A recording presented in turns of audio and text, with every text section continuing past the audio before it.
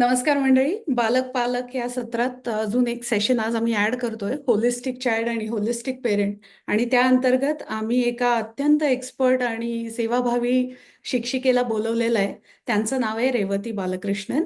आणि त्या इथे ऑस्टिनमध्ये एलिमेंटरी स्कूलला असताना त्यांना teacher of the year award मिळाला होता. आणि त्या ओबामा आपले जे प्रेसिडेंट होते त्यांच्याकडनं त्यांचा सत्कार झाला व्हाईट हाऊसमध्ये.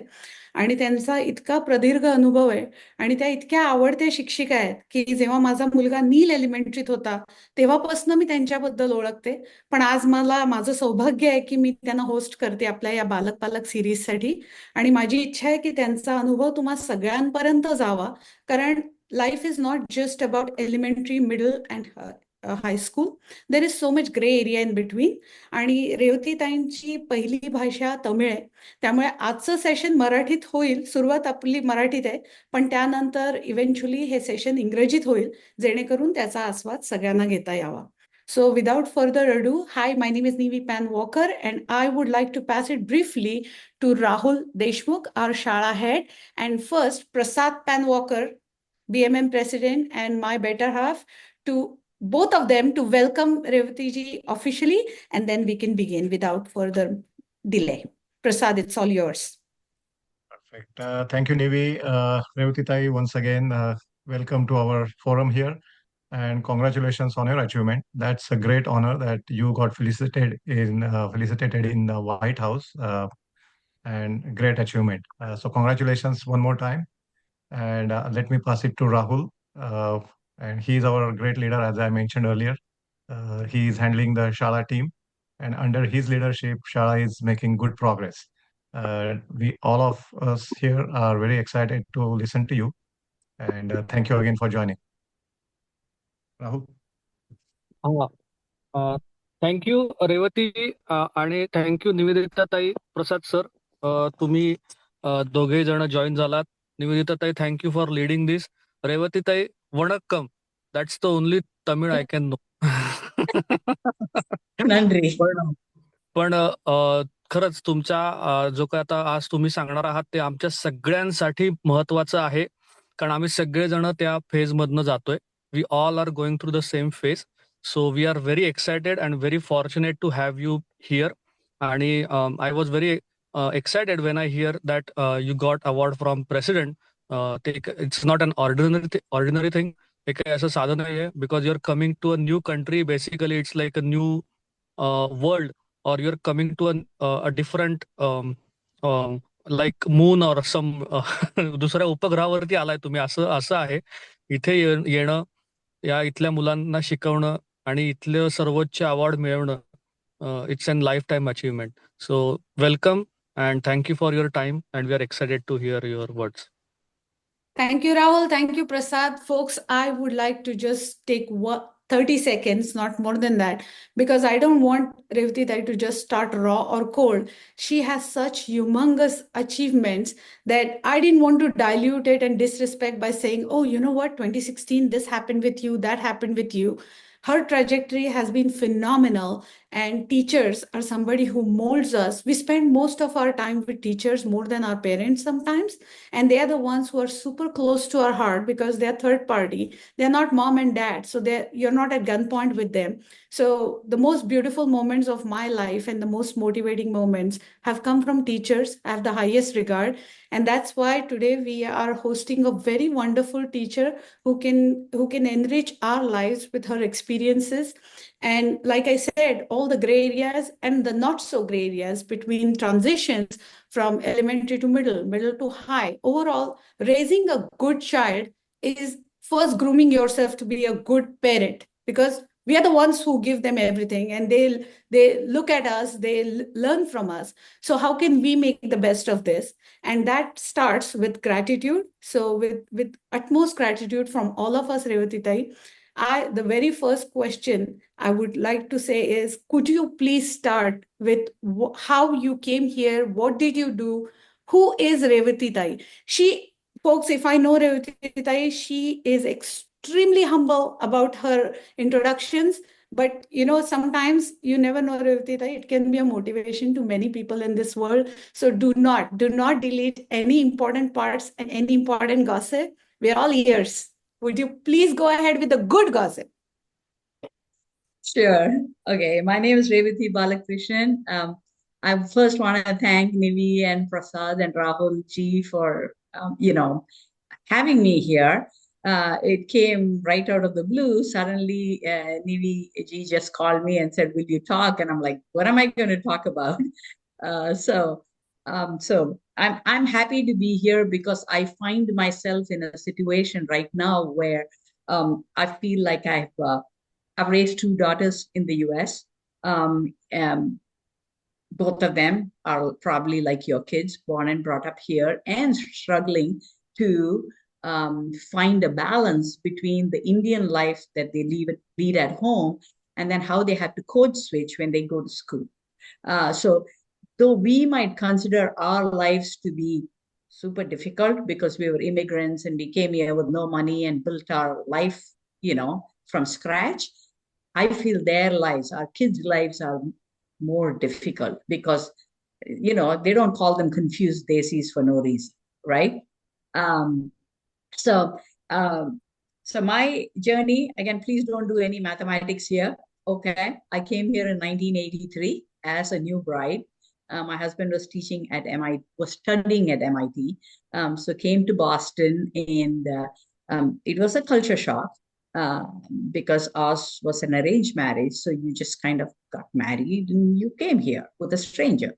And I had to study because I came on an F2 visa, which is like a student wife visa, which means you can't work anywhere. So I got a scholarship, and my husband had made it very clear that we didn't have the money for me to pay for college here. But then, because he was finishing up his PhD, he had no time for me. So I'd better keep myself busy. So, it was like I had to get a scholarship if I had to go to school here. So I remember coming here and meeting with my advisor at Northeastern University in Boston, and they're on the quarter system, which means that you take every 4 months, every 3 months your courses change. You get a grade and you move on. And I remember telling her, I don't have money for the math and statistics class. Can I just test out of it? And she said, nobody's ever done it. And so I said, well, try me. And, so I tested out of both the subjects. And then I told her I'm taking 4 courses a semester because then you can kind of load up, right? And not pay an additional semester. So, and she said, nobody's ever taken 4 courses. I said, let me take 4 and then drop it if I can't handle it. But I finished my master's in 9 months because my husband was planning to graduate in 9 months, and I didn't want to carry credits over to another university and beg them to, and start all over again and all that. So I must say my first 2 years in the US was a hoot. It was a lot of study, but it was also a lot of exploration. We didn't have a car, so you had to take 2 trains and a bus. I saw my first library at 21, and I went crazy. Since then, I read. And then we moved to, my husband got a job at Purdue University. We were there for 3 years. Then we moved back to MIT, where he got a job offer. So we were in Boston for 8 years. By that time, computers were on the horizon, but it was all mainframe. And I was fascinated by it. So I took a computer processing institute course for 9 months and learned COBOL. So now you know how old I am. COBOL on the mainframe. And then I got a job with Liberty Mutual Insurance. In the meantime, of course, our status had changed to a green card, so I could work. And then I was a systems analyst at Liberty Mutual for about 12 years. So I did a lot of coding for their claims department. And then, of course, my husband took up another job at Penn State University. So we came there. I carried my job with me. So I was like one of those first people to telecommute. I worked from home. And then, of course, came to Austin when, he got a job at UT. And then 2 years later, I was just volunteering in my daughter's school, and I'm like, what am I doing talking to computers? I mean, I should be with kids, I should be with people. And so I remember calling my boss and saying I quit. And he's like, wait, what? Do you have another job? And I'm like, nope, I'm going back to school to study. So to become a teacher, you have to get certified all over again. You have to go to university. So I went for another 9 months to Texas State University and I got my certification. And then my first job was as a gifted, talented teacher in one of the schools in my current district. I was there for 3 years and then I moved, we opened a new school. And so I moved to that school as their GT specialist. And then my last year there, I was there for 10 years. And during that time, I think my 9th year was when I got selected as the Texas Teacher of the Year. And that year was wild. I mean, I hate publicity. I'm a very private person. And, I was thrust into, I remember, like, I think I was reported in like 14 languages in India, 14 newspapers in India. And my mom would like cut out everything and keep it for me. So when I go to India, she'd be like, this is in Telugu, this came in this came in that. And so I still have all the cuttings because obviously mom was super proud. We got to do a lot of things that year. One of it was, I don't know, for football fans, we got the NCAA championships. Saw Clemson versus, I don't know, Georgia, maybe, I don't know, some, I mean, like I was the only one there who didn't know football. I want to show you this. I got this. So, each of us got, and so it's like kind of engraved with my name. That's amazing. Yeah. And also got Microsoft gave us all a laptop with our name, with Texas Teacher of the Year engraved on it. So now the laptop has stopped working, but I still keep it for the name. And then I moved to another school for 3 years, and then I was called to become assistant principal at a middle school. All the while, my teaching has been in elementary school. But then in middle school, I lasted 3 years. And then I saw retirement on the horizon, and I grabbed it because I think after 20 years, it's time to pass on the torch to someone else to say, you take care of the kids. But then I sat at home for a year, and then I got this fantastic job at a nearby school. In fact, I see my partner on here. I sent it to her, and she's like, I'm going to come and watch what you talk. So, June, thank you for being here. I love it. And so here I am. I'm back in school for about 3 weeks now. Absolutely enjoying it, but it's also a great job where I get to walk out at 11:15. And then I do tutor, so I have my own set of kiddos. I volunteer at the temple. I'm on the board of directors. And I do yoga every day. I started learning the flute 6 months ago, the Indian flute. Okay. So I am making noise now. So it's working. So I'm happy. In the end, I think my life is very simple.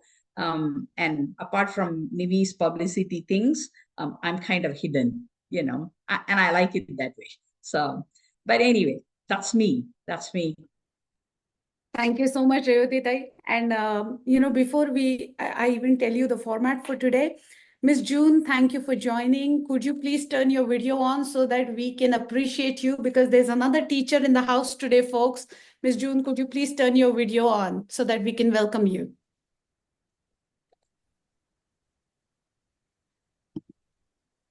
Can I please see Miss June's video? Is she on? Yeah, but she might be doing other work too. So it's okay. All right. She's just listening. Okay.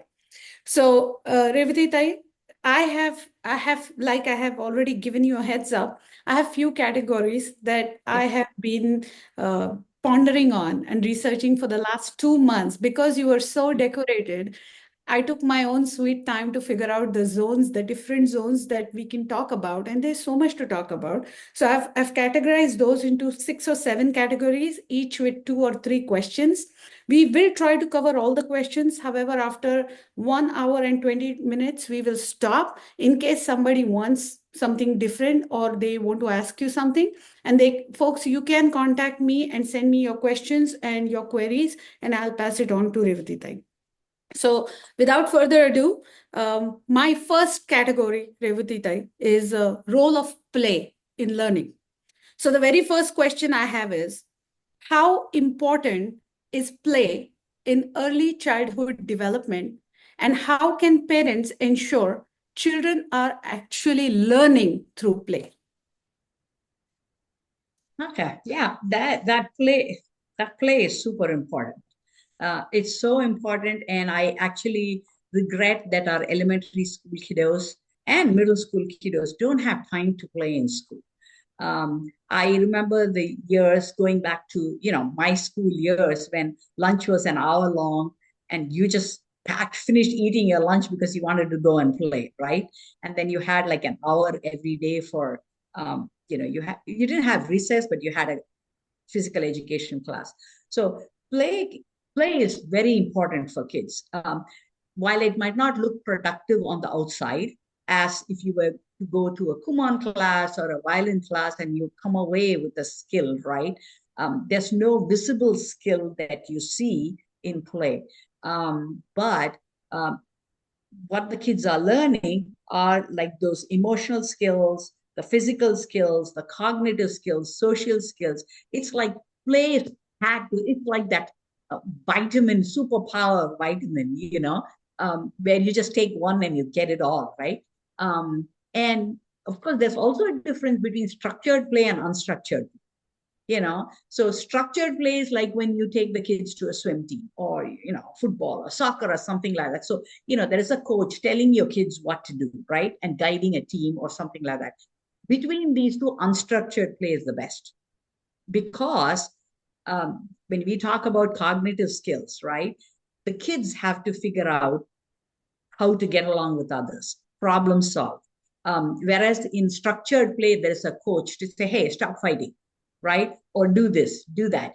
So in structured play, the kid is getting the information. Whereas in unstructured play, like when I say unstructured, it's like going to the community park, okay, and allowing your kids to say, go do something, and then they kind of try to bond with other kids in the park, total strangers, but under your watchful eye. Or if it's an older kid, going out and shooting hoops or whatever. So there are no rules that these kids follow, right? But they learn the rules on the playground.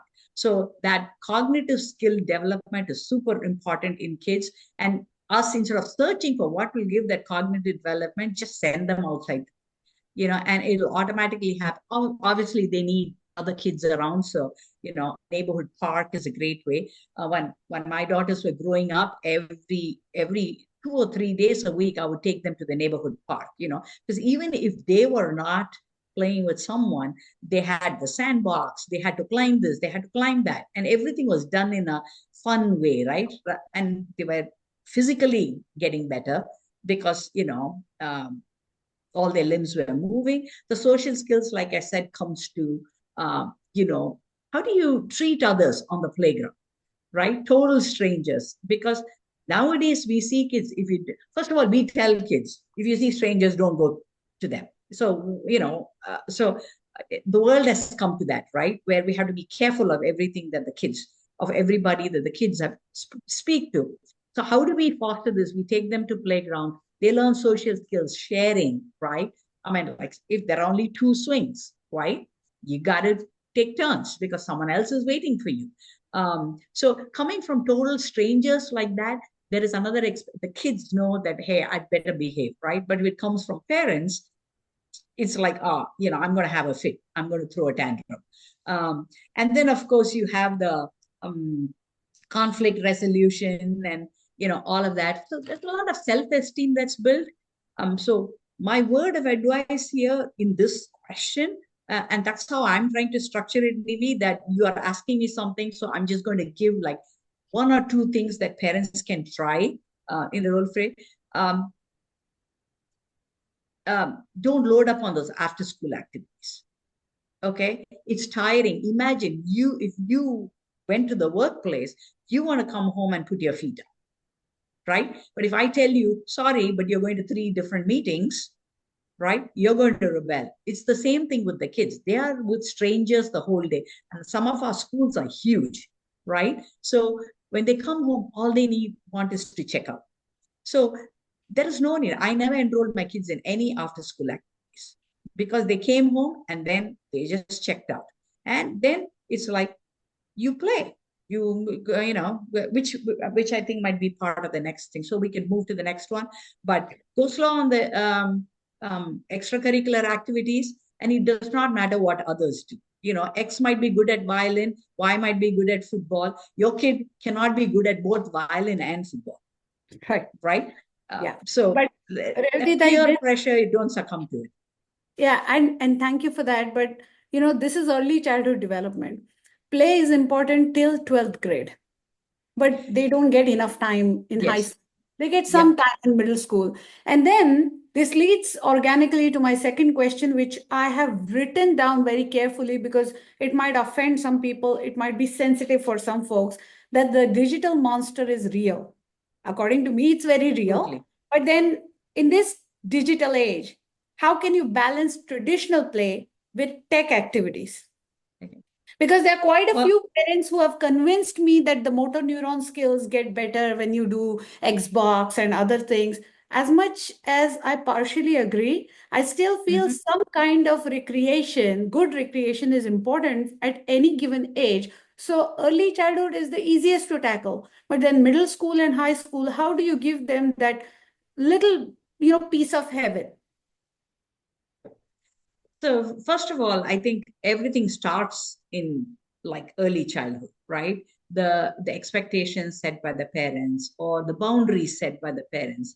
Much as I hate to say it, I think once the kids come to middle school, then you trying to step in and say, oh, you have too much screen time or you have too much of social media or something like that. It's kind of hard to stop because by the time the kid has won literally the battle, right? So the expectations has to be set in like pre-K, kindergarten.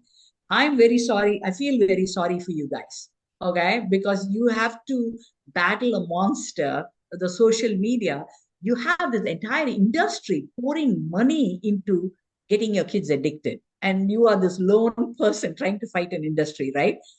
So you have to decide what is acceptable for you. Is 30 minutes okay? Is 40 minutes okay per day, per week? And so what I would suggest for you, and honestly, I really feel nervous for you and the kids this because the social media has just exploded, and there are many ways the kids are more savvy than the parents, so they know how to block the parents sometimes. So there's no point in you trying to learn to be one step ahead of the child because you're never going to do that.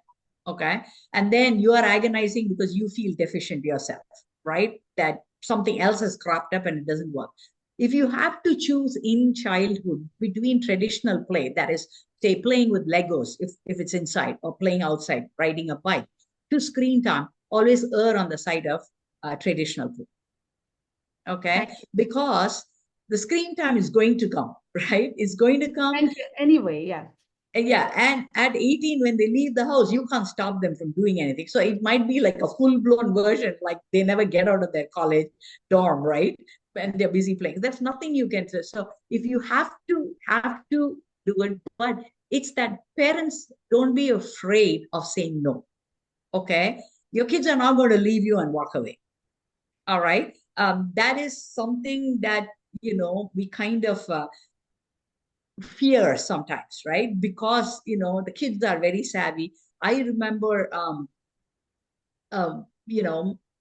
one of my family friends, right? The kids basically said, well, if you stop me from doing this, I'll call the police and say that you're abusing, right? And so the kids know a lot of things, and obviously they're taught all of that from media because TikTok will tell you everything. Parents, I mean, there was this challenge 2 years ago on TikTok, a 14-day challenge. You would think it's yoga or something. A 14-week challenge. Week 1, you have to go slap a teacher. Yeah. Okay. Week 2, you have to go to the school restroom and rip out the toilet, and you have to post a video on, right? And I was assistant principal at that time. And so guess what? All of this came to me as a disciplinary action, right? And I'm telling them, like, where's your brain located? I mean, like, when somebody tells you to destroy property and post it on social media and you do it, no, you can't tell me you didn't do it, right? And there's a consequence, right? So they are getting their messages from TikTok. So you have to get in before TikTok gets to them. And that happens only at age 2, 3, right? When you are their sole method of information. And don't be afraid to say no, have the limits. Okay. Surround yourself with families that have the same limits. Because then you can say, oh, that family too, that boy doesn't watch. So it's got to be a group effort. It takes a village to bring up one kid. And so form that community. And you don't need more than 5 families to be best friends. Okay. You can still have an entire amount, but you have to be, surround yourself with people who have your same values. And this is also amazing. But then, like you said, kids know, oh, I'll call the cops, or they are one step ahead of you all the time. But I believe, and yes, if you miss that train at 2, 3, 4, 5, 6, 7, 8, 9, 10, maybe at the age of 11, it dawns on the parent and the child too that something has to be done for the betterment of that relationship and grooming and growing. I think parent-child communication is a super duper key. And that's how I segue into this next segment, that once you're in early childhood, it doesn't matter as much as it is so priceless for middle school and high school. So under that parent-child communication domain, I had a couple questions. The first one I formulated was, how can parents create a safe space for open communication, especially when children are dealing with emotional challenges? Now, I will give my own example, and I do not have any kind of shame in saying this because I want people to learn from our mistake. It's not a mistake, it's a new thing, a curveball that we faced, Prasad and I. Our son, very few kids go into football. So our son was in football in middle school. And invariably, something goes on in the locker rooms every now and then. And for the first few weeks, I saw a shift. My son is extremely vocal and super empathetic, etc., and so on. And then I saw a small shift in momentum and overall thinking and the responses. And as a mother, I tried my best, but then it took its own sweet time for him to open up and eventually tell me that he's short built, he's Asian, and he was not supposed to be there in football because he's Asian, because he's a tiny kid. I mean, not built buff and things like that. I don't know how can you be buff in seventh, eighth grade, but then he was not, according to the world, he was not the perfect football player. But then eventually his skills were great and he made it okay because he was a wide receiver. He was supposed to be lean and all. But then those few weeks, the first 7, 8 weeks, I think he suffered a lot psychologically because he couldn't tell us and he didn't know how to tell us. Even though we have a very beautiful relationship with our child, we didn't know what was going on. He didn't know how to communicate. So eventually he did. However, it takes forever to create that safe environment, especially for middle schoolers and even high schoolers to talk. And during the time my son was in seventh, eighth grade, we had heard about people committing suicide, and there were kids who were in dorms who had faced a lot of trauma. So how do you create a space for open communication so the child can trust you and you will be assured that no matter what happens, at least once my child will come to me and ask or tell me what's going on? Yeah, yes. I think nowadays it's happening even in elementary school, the bullying and, Yes. all of that. This is not necessarily a middle school or a high school phenomenon, and parents need to be aware that it's happening as early as first and second, because everybody's getting their news from outside and not from home, right? And we don't know what kind of news the kids are exposed to. The first thing to create an open space is don't be judgmental. I mean, it's very difficult for us as parents not to jump in with a solution, right? But sometimes kids are not looking for a solution, they are just looking for somebody to talk to, right? And so they should be, and maybe in your case, probably your son didn't come to you because they were afraid you'd march in, right? He was afraid you'd march in and ruin that relationship that's going on in the locker room, and he's trying to manage it himself, right? Right. And so that's another thing. Oh, mom will take away the football part of it, right? So I'm not going to tell her that, I'm going to try and manage it. You must emphasize to your kids, whichever age they are, that they can go to an adult in the school to talk about it, and it can be kept anonymous. So, many times they don't tell an adult in the school because then an investigation takes place and the other person comes and they talk about it, right? But most often, right at the beginning when it happens and a child tells a teacher, then what we all do as administrators, the men would go into the men administrators would go and hang out in the men locker room, right, in the boys locker room. Just the presence of adults, right, will stop that for some time until the child realizes, right, okay, now I feel I can handle this, right? Because every time I think of this as pain. Okay, if you're in a lot of pain, you cannot think clearly.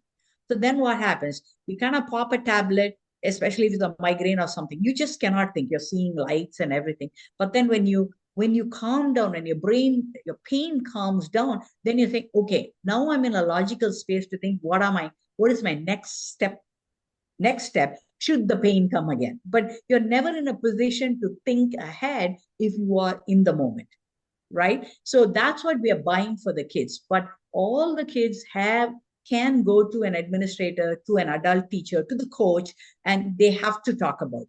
So where you come in, where parents come in is, first of all, if the kid is very silent, a talkative kid remains silent, that is a sign that obviously he's out of his element or she is out of their element, right? So at that point, you provide moments where you facilitate talking. Now, so say something happens in school, right? Period 4 or something like that. The child has been stewing, comes home. Then immediately, what are you doing? You're picking up the kid from school. How was school today? You're all chirpy and everything like that. And, the kid is like, man, I don't like this, and then off they go to piano class or more football practice or whatever, right? The kid has had not more time to process it, nor to think, should I tell my parents or not? So if you're really in tune with your kid, which again, I stress has to start from, you kind of all know that when a kid cries when they are a baby, the diaper needs to be changed or they need to be fed, right? It's similar to that, just few more skills are being added. Now they can verbalize things, right? So right from second grade, third grade, that open space needs to be provided. How do you do that? I typically find when you're driving in a car, it's easy to have a conversation because you're not looking at the kid. The kid is not looking at you. They know that you're focused on driving, right? So I've had some of my bigger conversations with my kids when I'm driving. Okay. And then the other thing is, don't be judgmental. Okay. And I actually have a whole series here. They just want you to listen. They don't want a solution. Okay. We think we can jump in and fix things, but having them talk about it and come up with solutions is the best way. But you've got to ask those questions, right? I remember a time when my daughter was very troubled because she was the debate captain in our high school, and her coach was not sending them first debate tournament, and her team had aced the Austin tournament. So the next step was to go to Houston or Dallas, where there's more, competition. But their coach was not willing to send them because he was focused on another branch, like policy debate, right? Whereas she was doing foreign extem. So she came to me and said, I am very disturbed by this, And I said, well, I'm not going to talk to the coach, but what do you think the choices are? I said, I could go talk to him. I said, yeah, that's a possibility. But then she said, I'm worried. If I go talk to him and he sends out, we have young members on the team and I end up coaching them also, and I won't get time to perfect my craft. I said, that's a problem you have to decide on, because as a leader, your job is to look after the others, not to hone your own skill. So you have to decide, do you want to be a leader or do you want to just look after yourself? That's your choice. The group elected you as a leader. So they are having confidence in you, right? And she chose to be that leader and to kind of give up some of her space, right? But I did not step in. I just asked questions, right? So similarly with this, you're asking the questions, acknowledge their fears. Okay. Oh, come on, that's not happening. Or like, come on, it happened to this person and they figured it out that way. None of that. Acknowledge their fears. Don't force them to do anything. If they don't want to go talk to the coach, don't do it. Say, would you like to talk to me? If they don't want, just be there for them. Okay. So there's a lot of things you can do. Now, the other thing to preempt all of this, right? To provide the talking is, always during dinner time. Hopefully, all of you are having dinner together instead of like, picking up at Sonic and, all of that. First dinner time, 1 hour, carve it out. And then during the time, my husband used to come home and say, oh, on NPR, I heard this.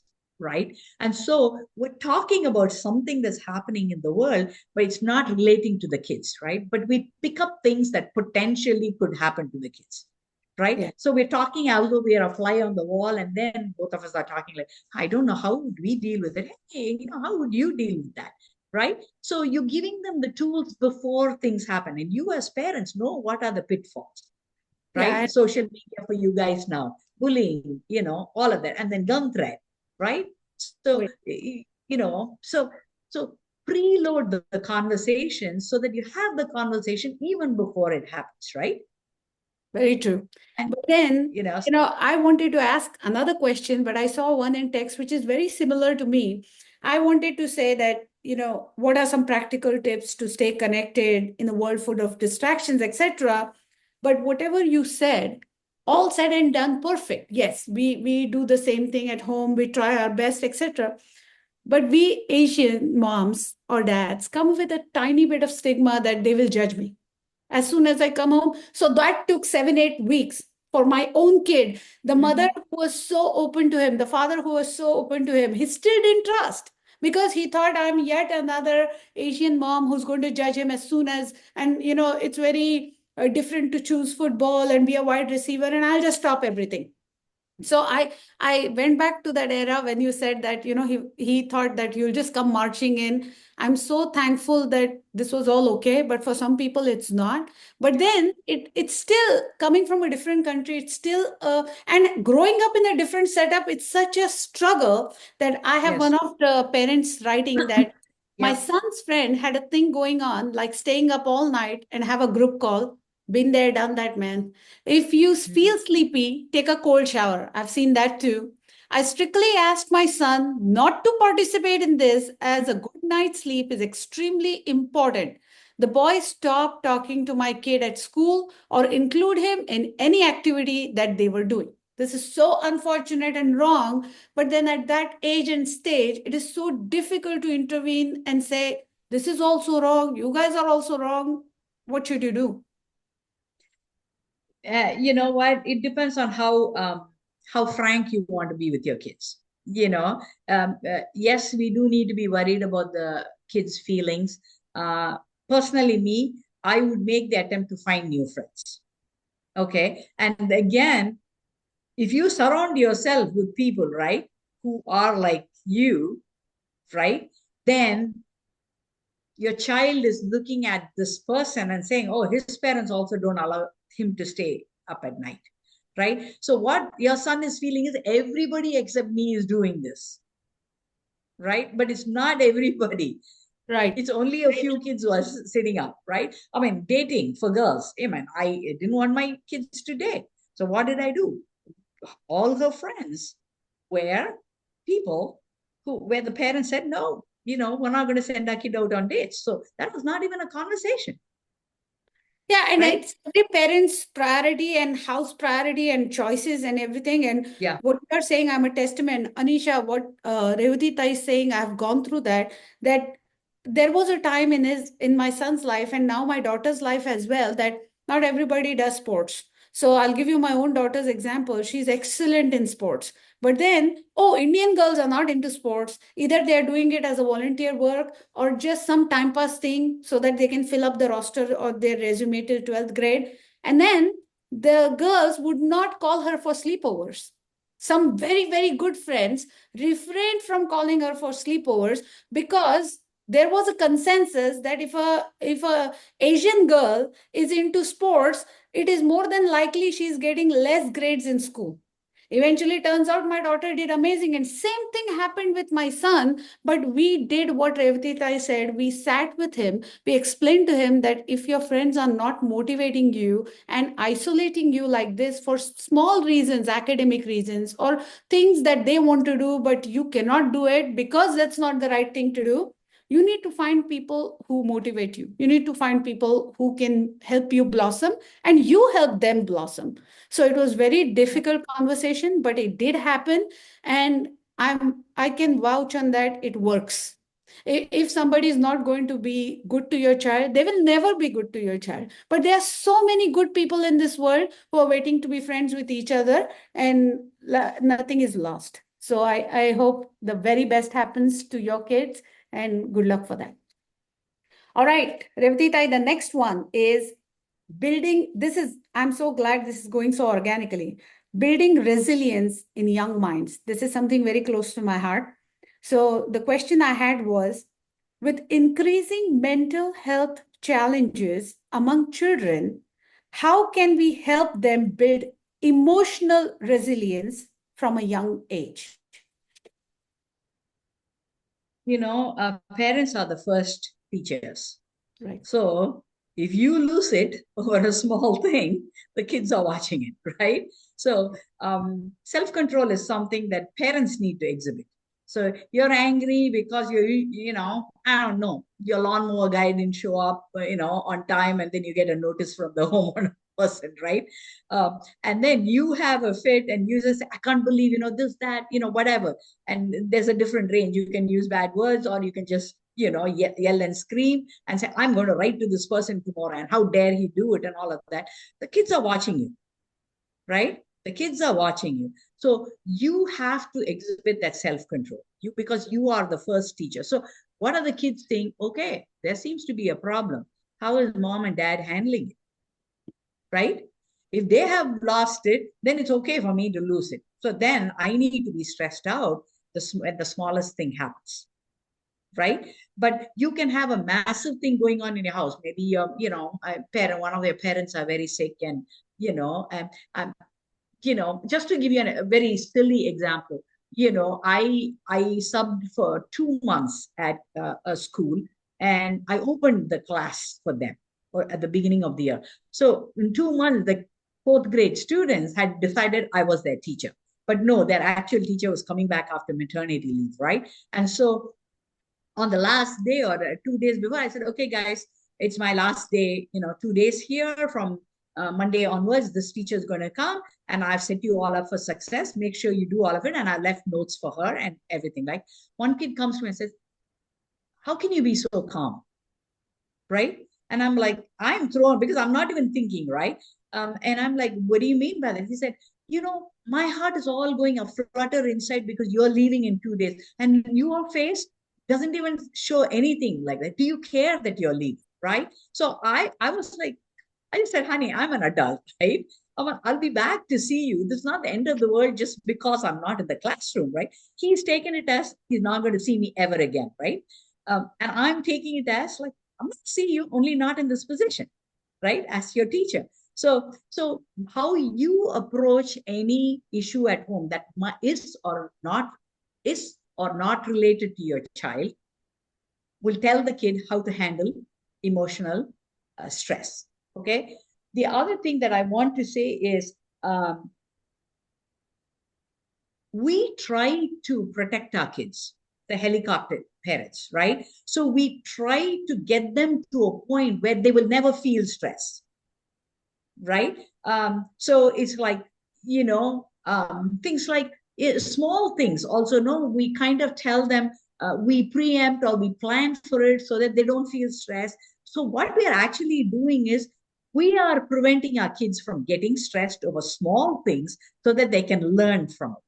So when the big mega thing comes, right, and you are helpless in that because it's not in your control, this is what happens, right? The kids lose it.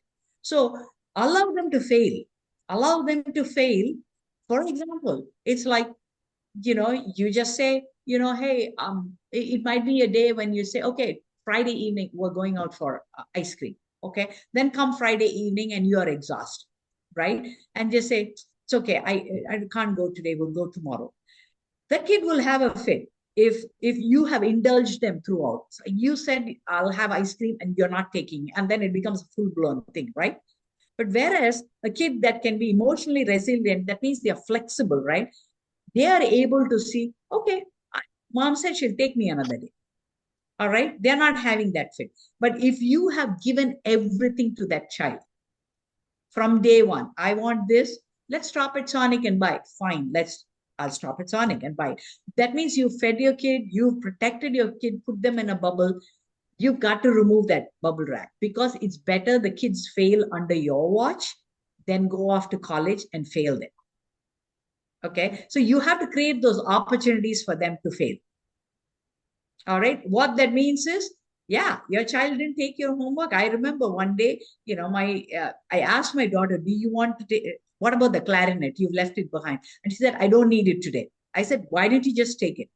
She said, no, I don't need it. Goes to school, that teacher is yelling at her, and so she said, Mom, can you bring my clarinet? I said, no, not bringing it. You get the yelling from the teacher, because I tried to preempt it, right? So allow your child to fail.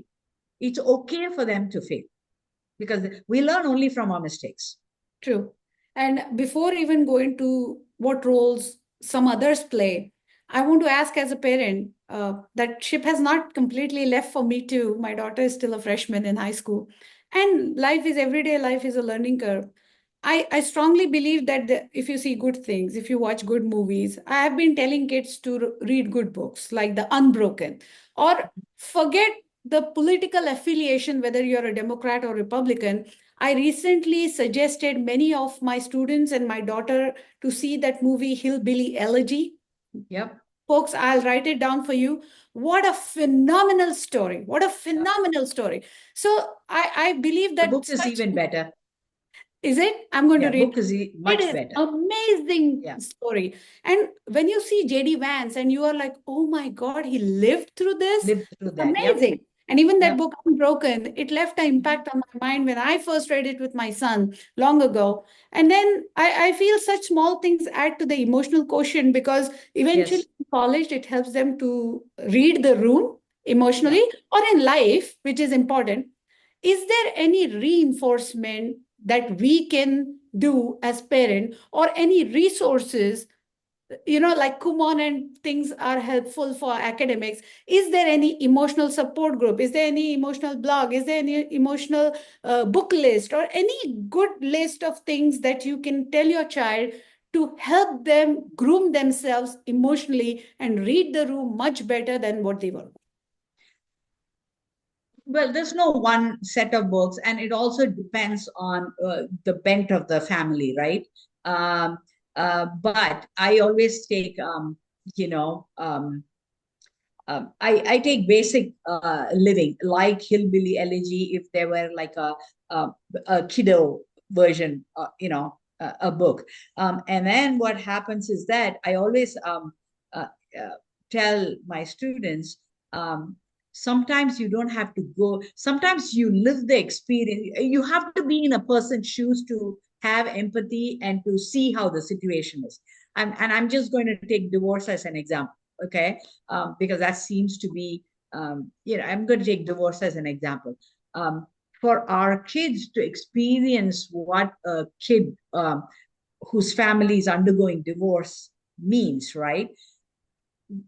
It shouldn't have to come to the point where the parents get divorced for you to get. Your experience comes from reading a book where a kid is undergoing divorce and all the emotions, right? So because we definitely don't want to live through a divorce to show to our kids how what another child is going through. But it's something terrible that the kid is going through, unless, of course, if it's an abuse case where it's better for people to be divorced, right?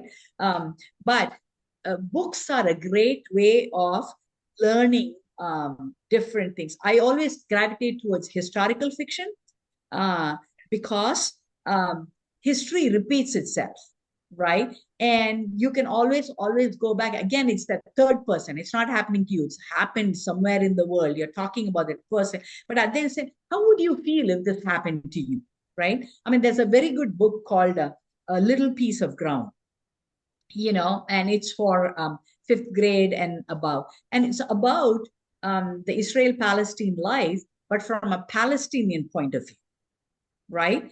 And given everything that is going, I get my kids to read it, to say there are two sides to a story, right? Because all the time when we see Jews portrayed, they're always portrayed in the background of the Holocaust, right? And yes, there's a lot of sympathy for them, but no, because nobody should have to go through that thing that happened with them, right? But at the same time, when it comes to Israel and Palestine, this war is never going to end. It's never going to end. From biblical times, they've been fighting, But if we have to become true leaders, we need to see both sides. And history is often written by winners, so we always see the Israel side, right? So books are a great help in dealing with emotional stress. You can go to any library and say, I want a book, historical fiction, and you can Google now everything. I think that's great. But we have to expose our kids to a little bit of stress.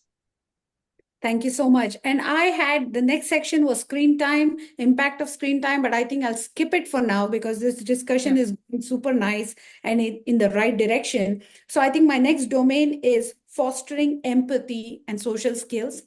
As a parent, it is extremely important for me that my son and my daughter are empathetic and respectful and content in their lives. And even I can echo Prasad's sentiment too. Revati ji, I swear on this, I'm very serious when I say that more than the grades will come, but you have to be a good person. There is a Indian guy who's a corporate wellness speaker. He's called Mahatriya. You may know him. So he's a Tamilian. So he does corporate wellness speeches. And his story is around the age of 33, 34, he was into IT, an IT company owner, and he lost his partner to suicide. And that was a turning point in his life. And he completely turned to spirituality. And it's not just puja part and all that. He internalized himself. And then he started giving corporate lectures and stuff. And now he does that for thousands of people, for especially corporate people or working people who have so much going on in life that they can use his lectures and just relax a little bit. So it's not religious. It doesn't promote any kind of faction or any religious group or any religious sentiment of whatsoever kind. However, there was a very beautiful example that he gave that there's a father in IT who's a IT engineer, very nice post and very successful. And Sundays, he's playing with his child just because he has to, like all of us did. Oh, I have to be a good parent. I have to be a good parent. And then the child was playing and the father was reading a newspaper. And there was a spare newspaper, and the child said, "Oh, you promised me to take me to the garden. And when can we go?" And he kept saying twice and thrice, "Oh, we'll go, 10 minutes, 10 minutes." That 10 minutes was like 20, 30, whatever. And then after that, he was busy with something, and then he got a call or whatever it is. The girl said that, "Dad, Appa, well, when can we please go?" And he said, "Okay, let me do one thing." He took the newspaper that she was reading, the kids section, and he tore it into pieces and he threw it and he said, "You know what? You're so smart. This is a puzzle. The moment you solve this puzzle, we'll go." So he thought it will take another 10, 15, 20 minutes at least. And he did it. Within 3 minutes, she put that puzzle together. He was so shocked. He took that paper again, pieces, he shuffled it and he threw it again. And he said, "You know what? You're really smart, but this time I really need to know if you can do it again." So first time is a charm. So this time it's luck. So this time, if you can do it again, if you can put this entire piece of paper the way it was as a puzzle, we'll go. Within 3 minutes, she did it again. And he was like, "How did you get it? How did you get it?" And then she said, "Appa, behind the newspaper, there was the map of there was a man. And on the front side, there was a world, the globe. I got the man right. The world became right."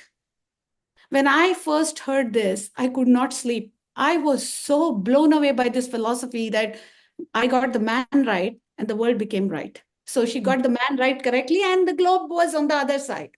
So for me, being empathetic is extremely important because I have firsthand seen the benefits and I'm reaping the benefits. And I've seen everybody who's empathetic and respectful and hardworking will never ever fail in this life. But it is an acquired skill. It is not easy. Yes. So my question is, how can parents and teachers nurture empathy in children, especially in a world where online interactions dominate? Well, this kind of actually goes back to that parent-child communication. If you're spending time with your child, then the online interactions are minimized, right? Yeah. All the information, opinions have to come from the parents. So I don't want to say nothing should come from online. Facts come from online. All of that is fine, people's actions and all that.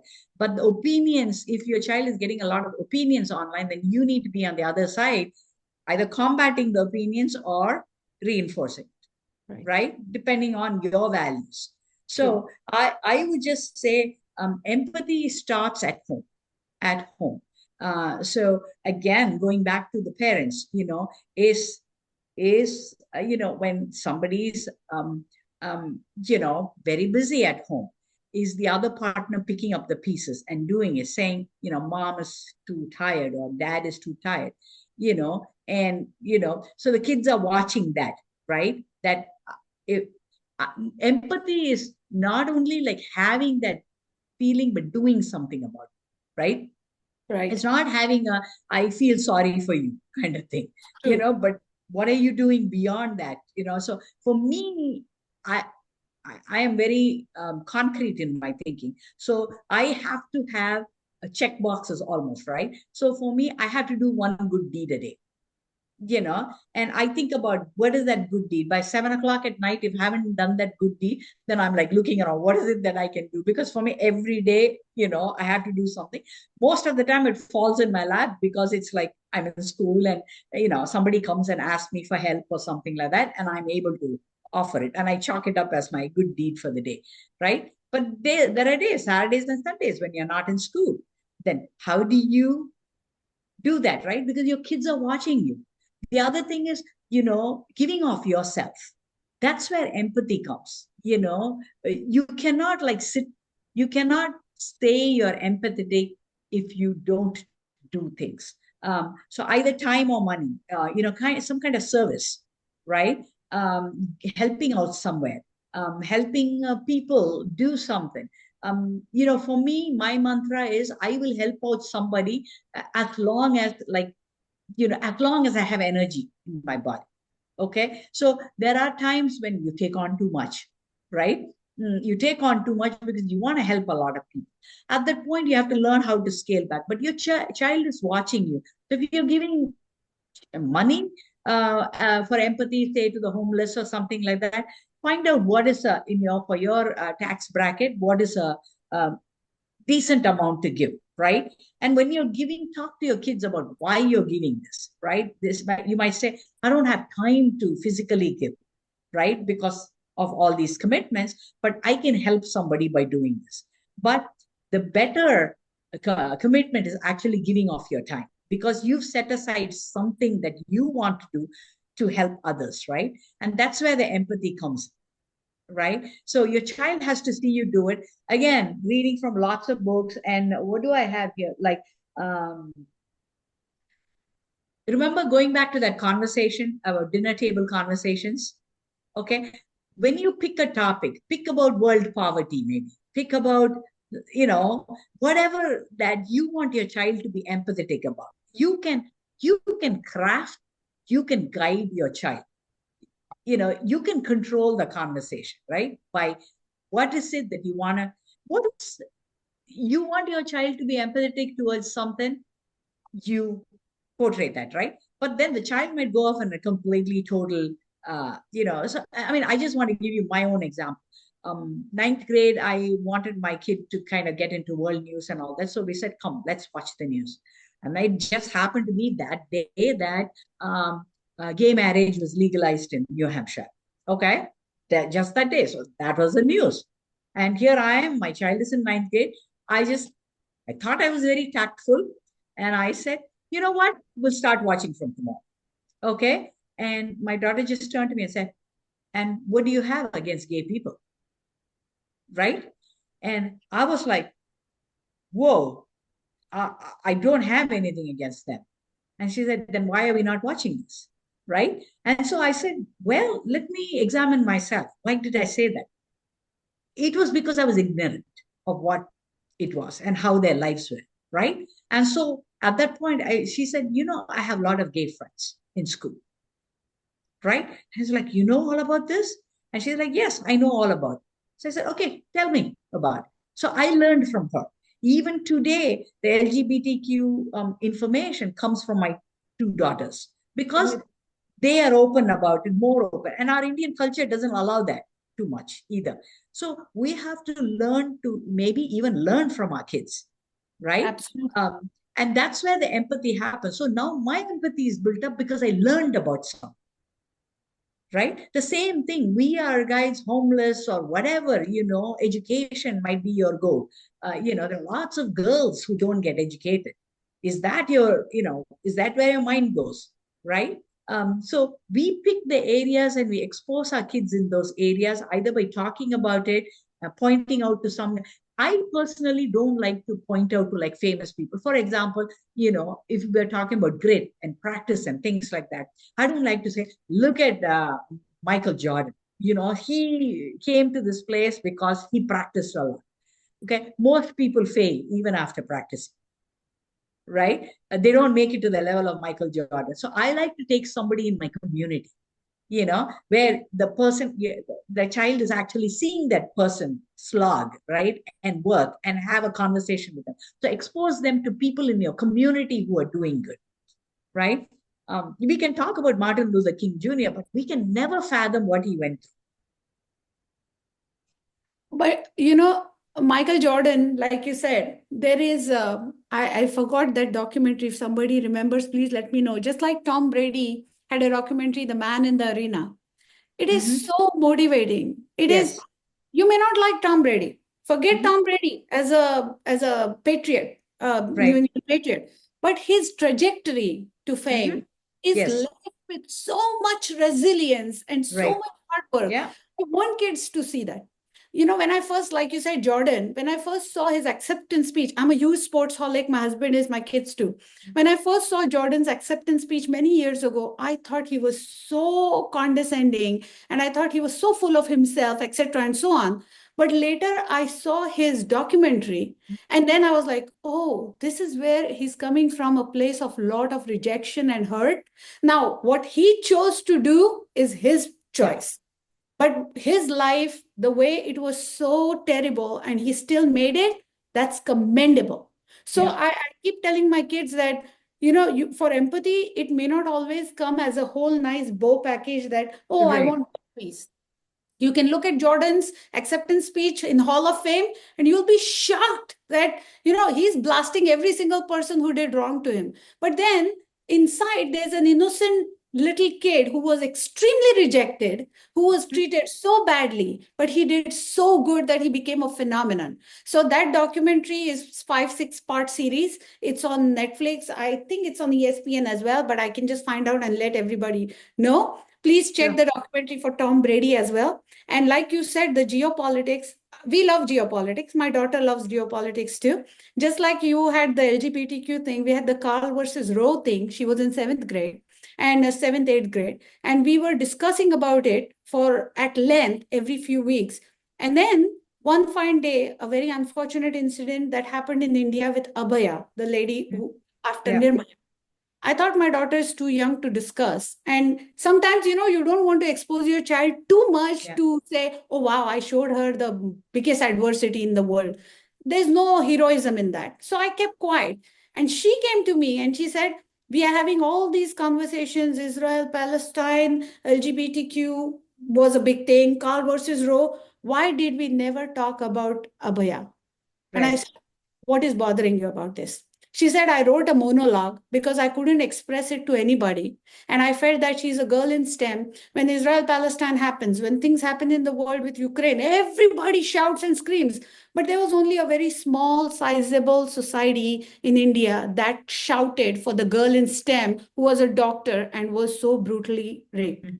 And she said, nobody is doing anything about it. No uproar in the Ambika, that is the Nirbhaya. There's another lady, Abhaya, which was the Bengali doctor. So So then I said, can I please listen to your monologue or that thing that you have written? She has written a small script. She's written a small, I think it is a monologue. And it was so touching. It was not laden with just sympathy, but I could feel the frustration of a woman, a young woman, and a human being at the same time.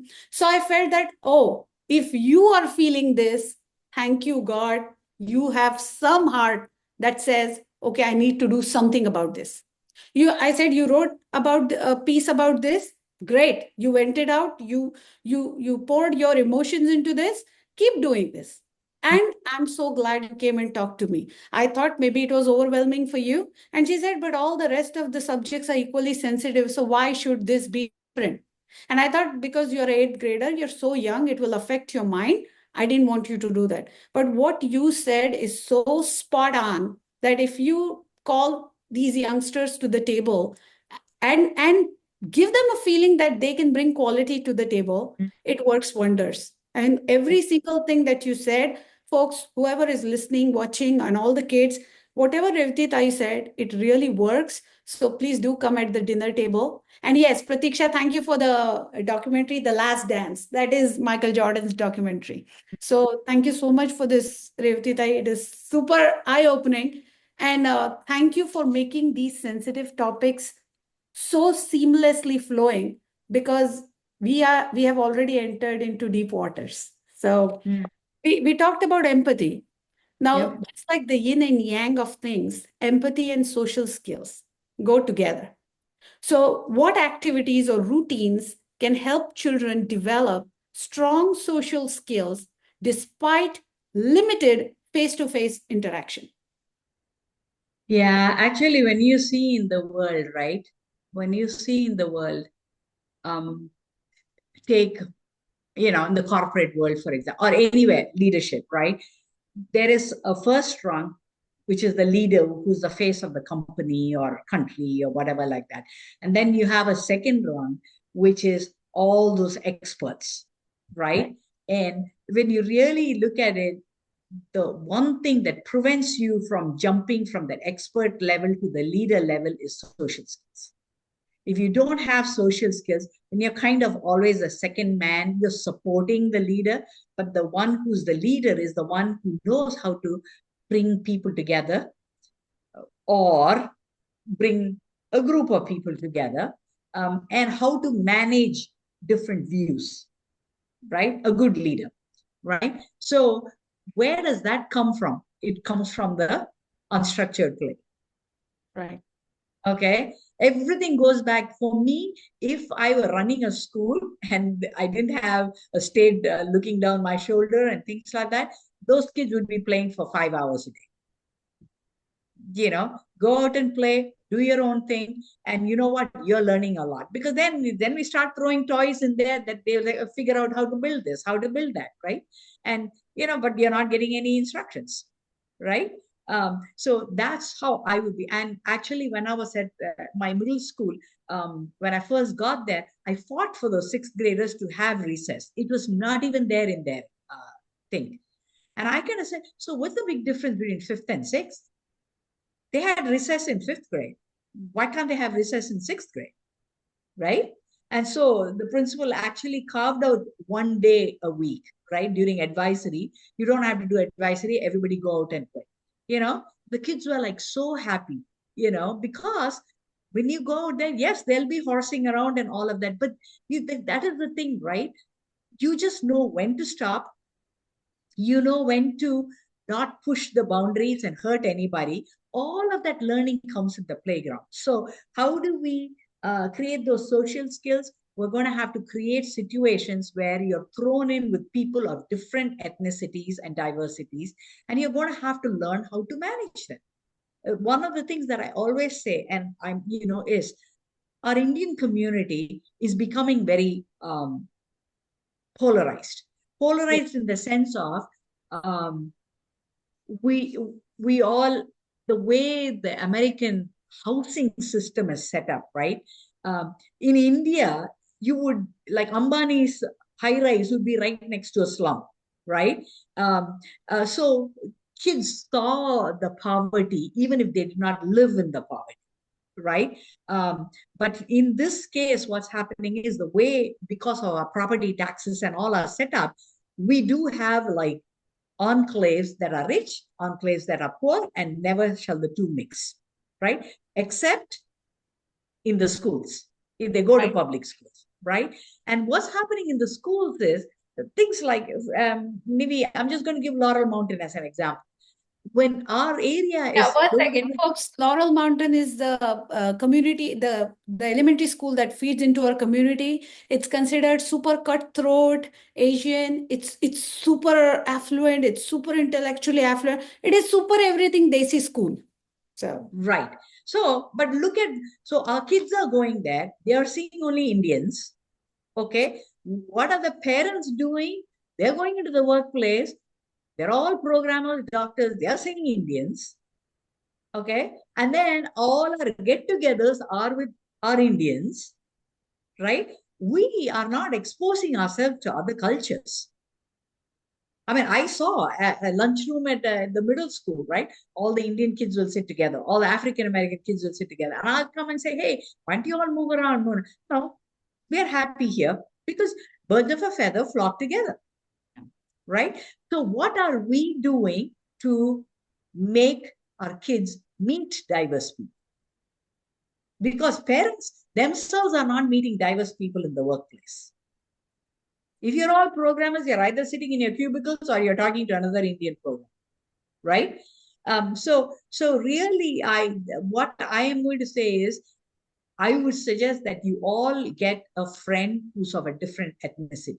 Have one Hispanic, one African American, one Jewish, one, how many ever you can get, right? And kind of try to get close to them and learn how they live, because that's where your social skills are born. Because you might say something to an Indian, right? That might not be an insult, but it is considered an insult in another true. ethnicity, right?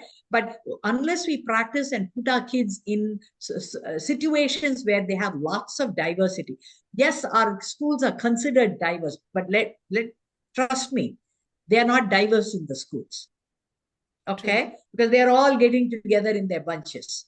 And much as the schools try to mix them up, again, there you go, in the locker room, right? There's one Indian, right? But then you start a cricket team, it's going to be only Indians. True. Right?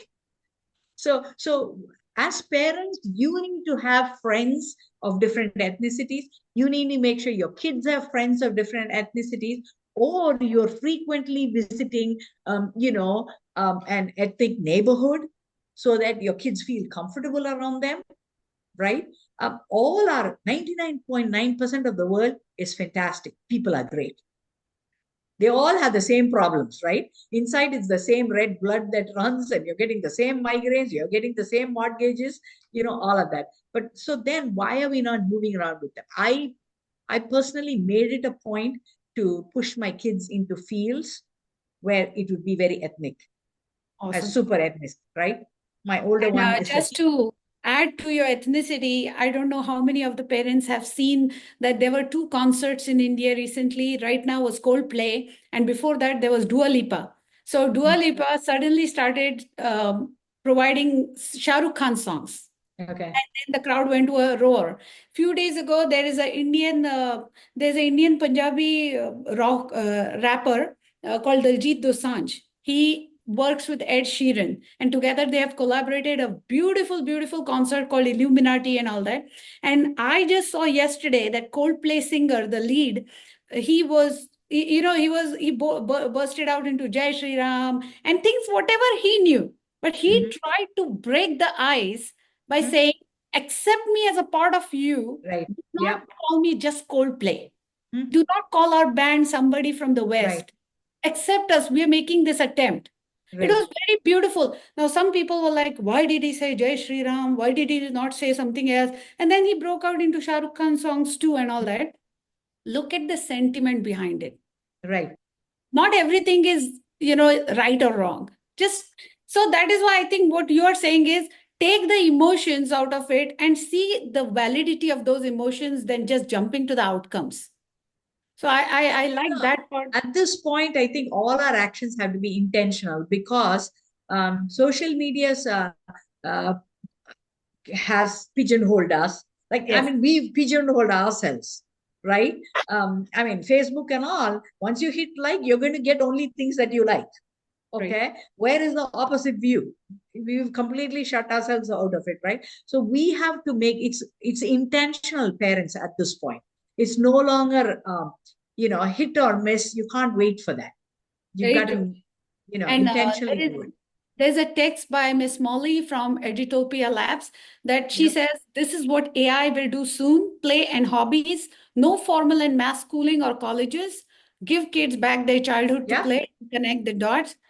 Miss Molly, as much as I absolutely agree, and you're bang on, you're spot on, but I think the main culprit is us parents, because even before AI, I have seen parents who want their kids to be excellent, and I don't blame the parents for this, but then the child suffers on the playtime, and the child suffers on different things, like Revtit I said, emotions, on social skills. It all starts because they were not allowed to just live their Yeah. life according to their age. So yes, AI will soon take over, but one beautiful thing working with AI for last few years, I've realized that the human being will always come out stronger, and we are very smart enough to tame that AI. But for that to happen, we need to have this clarity of mind and our thoughts. And that's what, if we all follow what Revtita says, we'll be so secure in our own skin and psyche that AI, no AI, or whatever, I think we can conquer it. So, Revtita, your thoughts on this, please. Yeah, yeah, yeah. I'm not even getting into that. But it can make maybe to buy back some of the time that people are so busy running around with that they can spend with their kids. Who knows? Maybe I mean, that's my wish that somewhere I know some of you are working two jobs and that kind of stuff, but you must find time for your kid because and that's the other thing. Don't think that the coach in the gym or the football field or the Kumon tutor is no substitute for you. True. Okay, you Very true. are the original and your child needs you, not the coach. Perfect. So, And folks, so look at your time and look at your day and say, where can I carve out some time to just hang out with my kids? I mean, I had like 5 hours a day to just hang out with my kids. They came back from school. I'll make a cup of chai, go to the backyard, and I'll just be drinking my chai. They'll be like going and poking around and making a mess. Allow them to play in the. I mean, I have so many Indian students now who will not touch sand. Ooh, that's so dirty. Oh, that's so dirty. And I'm like, come on, dig your hands through the sand. It's not going to eat you up. But no, because they've not been allowed to play, right? There's true. a lot of restrictions that they have put upon themselves. And then when I force them to do it, they're like, Ms. Balakrishnan, this is so awesome. Can we? They're just like raking up the sand and everything. I'm like, go do it. It doesn't matter. Bubble wrap. So, Yeah. your bubble Yeah. wrap. So, folks, I just wanted to divert attention just for a second to another amazing teacher, Miss Madhavi Jagtap. She has been our session panelist the last two times. And Madhavi, please turn on your video if you're here. I would like to welcome you and thank you for staying so long with us. And she's taking the next seminar for creative writing, but education and inclusivity is very close to her heart, and she has written that 100% agree with Revati ji. Diversity and inclusion will foster empathy among kids. They need to mingle with all ethnicities to develop tolerance among each other. So, Madhavi, wherever you are, if you can turn on your video, but thank you so much for this. And I welcome you. And I'm going to officially welcome you again in the next session for creative writing, but appreciate the patience and Thank the you, Nivi, and thank you, Revati too. I mean, I am loving this discussion. I totally agree with the diversity and inclusion point. I have seen that the Indian families and the kids always, I mean, being a teacher in school, high school, middle school, they always like to sit in the cafeteria along with with the Indian and Asian kids. But we need to teach this to our kids that we are being brought up in a very diverse community and in a country which is so rich in diversity. You should take advantage of that. The kids should take advantage. And in college, everything they're all together in college. So there is no such thing as, you'll have all kinds of friends in college. So it's very important to foster that. Thank you again. Thanks. Miss Madhavi, if you can just turn on your video, we would love to say hi to you. Oh my gosh. Okay. Sure. Yeah, while she's turning on the video, I do want to point out to Sure. Mr. Alok's Yeah, I wanted link to say there. that. Yes. Yes. He's written down this. Your Yeah. kid has to be bored. Your kid has to be bored. And I'm going to tell you 100% it worked in my kid's life. Boredom made her creative. She is right now art director for an ad agency. But how did that happen? Because she'll come and say, Mom, I'm bored. I'll say, come, I'll give you 10 math problems. And she'll say, oh, never mind. I found something to do. Right? It is unfortunate I used math because that could develop like a hatred for math, but it could be anything else. Like, hey, that bathroom needs to be cleaned. Do you want to help me clean the bathroom? I'm like, no, I have something to do. Right? Need is the And mother of invention. right. And right now, and she would tell me, Mom, you've got to be happy with your own company, and what that means is you shouldn't feel sorry you're alone. You should be able to keep yourself occupied even if you are alone, right? If there are no friends around. So, I mean, some of us are very social birds, extroverts. So we can't be without people. But there are lots of introverts in this community, in the world, and we have to appreciate them also. If everybody starts talking, it's a problem. Somebody needs to listen, right? But at the same time, don't take your child's introvertness as a negative. All right? Because in this country, because in schools, there's collaborative work, right? And then you're given grade for collaborative work. I hate it. I hate it because I don't like to work with anybody. I like to work by myself, and because I'm a slow processor. I like to think through things and everything, but then everybody's like slapping things on together and fine. And then I'm happy to work with others, just don't grade me up. Right? But that's a big part of the and what I'm also hearing from teachers, right? And I had to combat that because I kind of now feel like I'm like a middleman between the school and the community, where most of my job is trying to help the teachers understand what the Indian community is all about and what they value, right? And also, lots more kids are becoming introverts now because of that social media, because they are happy just sitting with their phones, and then they are like, they don't talk to anybody, so they lose the skill of talking, right? We still have to accept them as they are. We can't force them to become extroverts. So be mindful of that. Your child might not talk because he's an introvert, and that's perfectly okay. That's perfectly okay to be an introvert. Don't try to change him to say, come on, let's go talk with this person and all. As long as he's able to communicate what he wants, he's happy. But then, yes, I 100% agree. But then shouldn't you at least show them this side of social skills that, okay, when you see this auntie or uncle or somebody else, say hi, hello. Yeah, at least all make this an attempt. happening. You teach them social skills, yes. But at the same time, don't expect them to like jump into it because their nature is not like Exactly. Because right?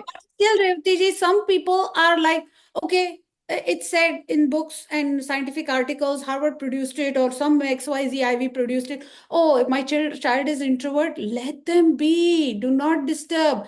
I really take offense to that. That do not disturb. If I don't show my kids the world, it's your choice how much vocal you want to be, but at least it's my responsibility to show you the world, that just teach you few basics, that okay, say hi, hello, acknowledge people, your friends, But whoever. those are, I wouldn't call those social skills. Those are must, they are etiquettes. But these Okay. days, if you have seen, and Yeah, I don't want to say anything, yes. Like making eye contact when you talk, yes. but that is a problem because in Vietnamese culture, making eye contact is rude. right? So, we have many teachers. I mean, like in America, for the white people, making eye contact is respect, True. right?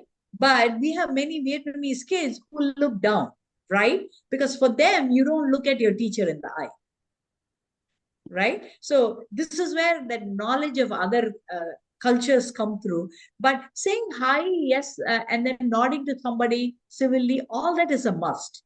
Okay, when I talk about social skills, it's like me, for example, I can walk up to anybody and start a conversation. It could be an alien, and I could, right?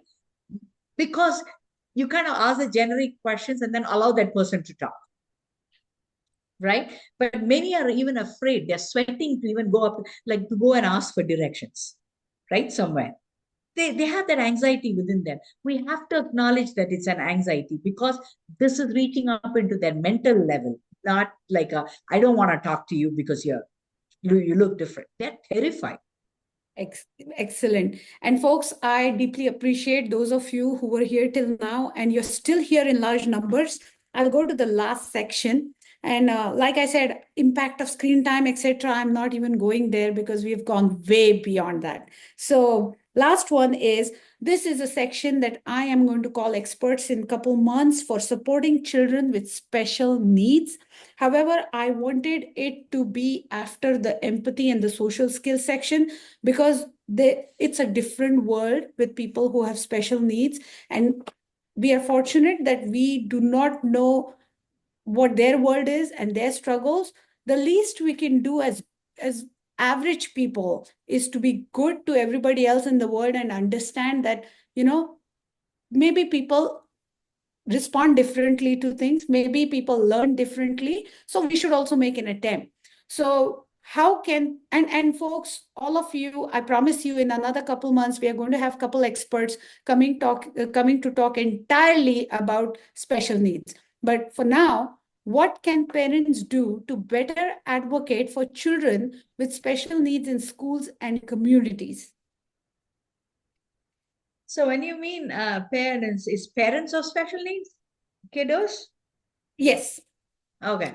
Because So they suffer the most. Yes. Actually, a lot.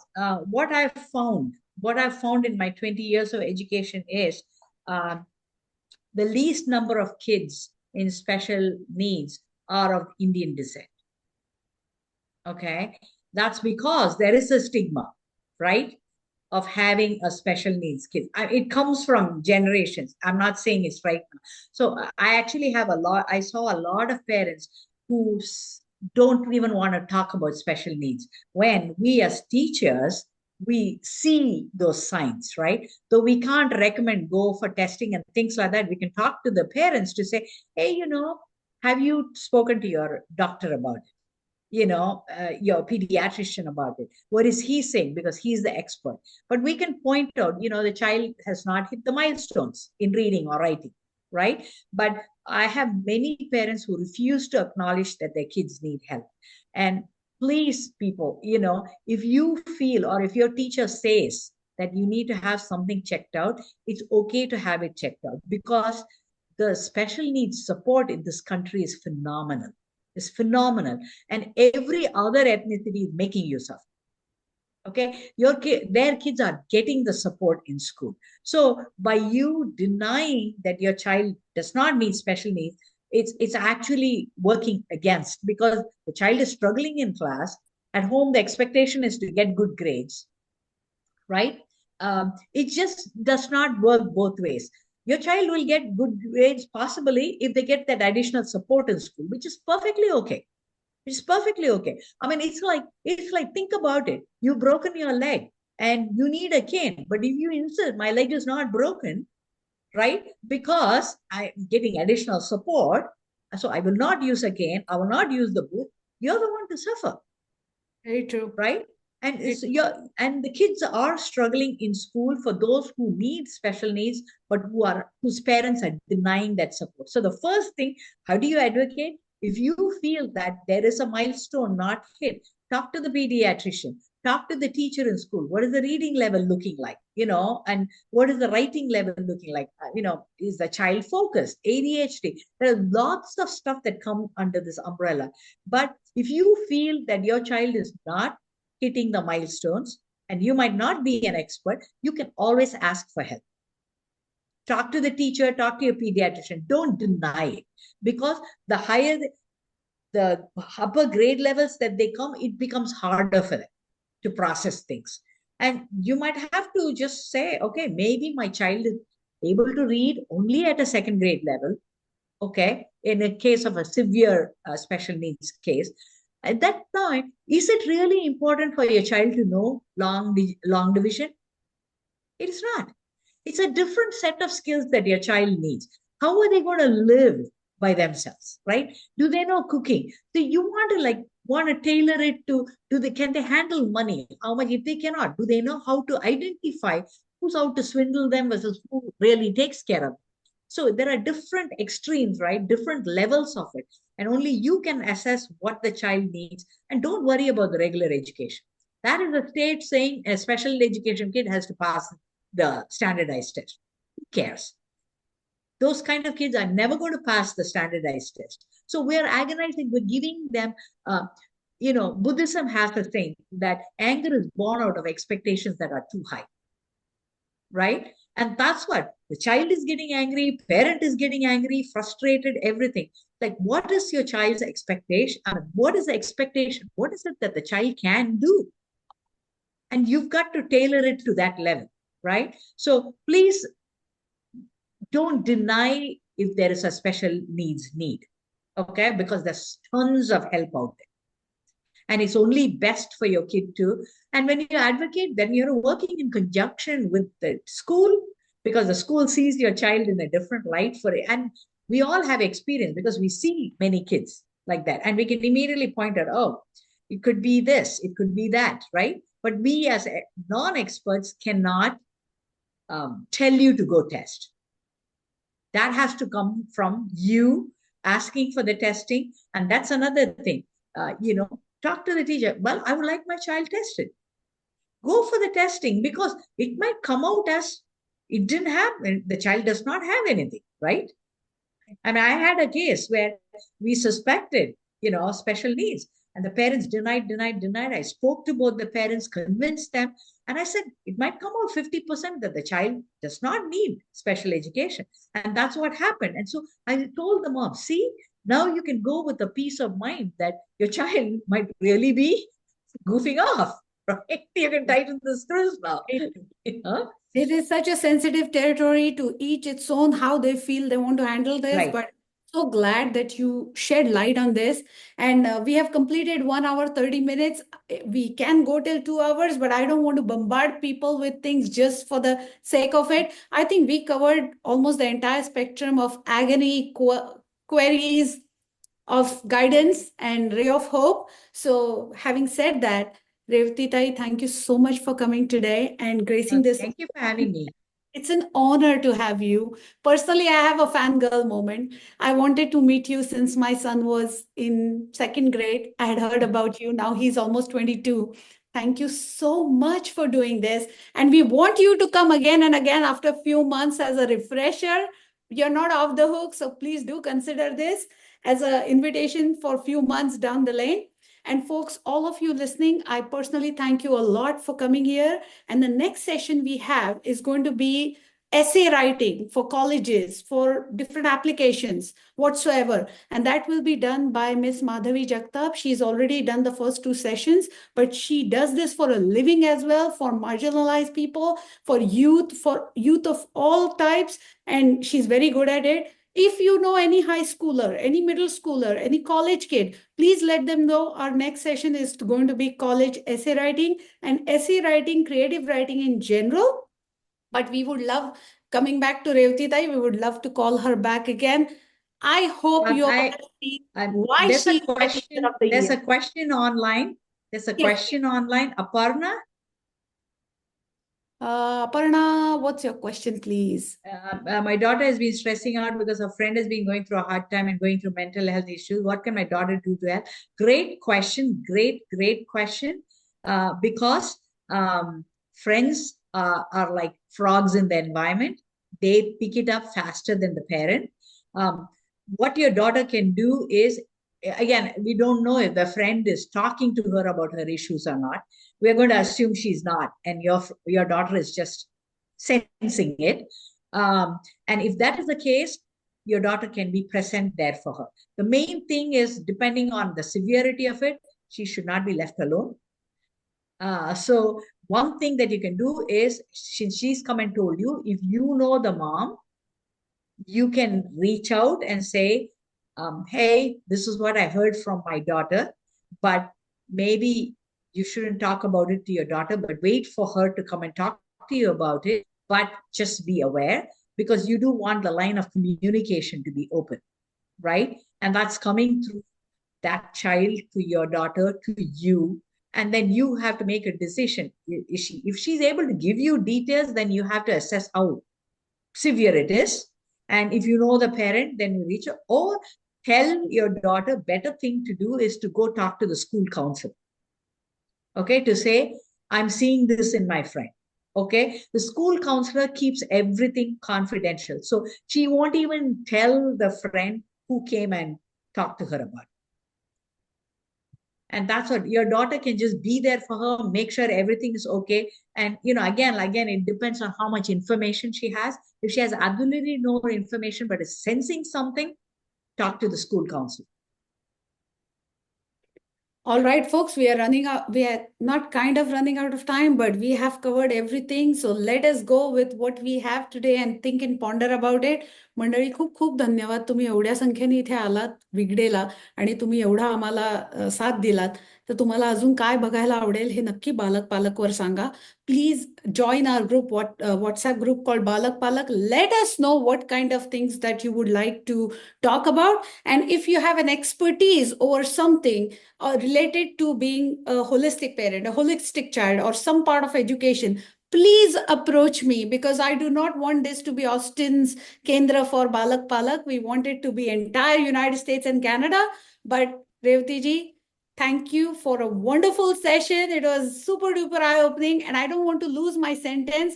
Now I know why you're Teacher of the Year, and we all know why. So I know you cannot escape this. I wish I had a biplane running around the community right now. But thank you so much. Please do come back again. Everybody just had Sankranti, so Gudi Padwa is coming, Ugadi, and whatever you guys call it. Happy New Year, and have a wonderful time ahead. Thank you so much. Namaskar, Thank you. Sagyana. Thank you, everybody. Thank you, Revati. Thank you. Rahul so and much. thank you.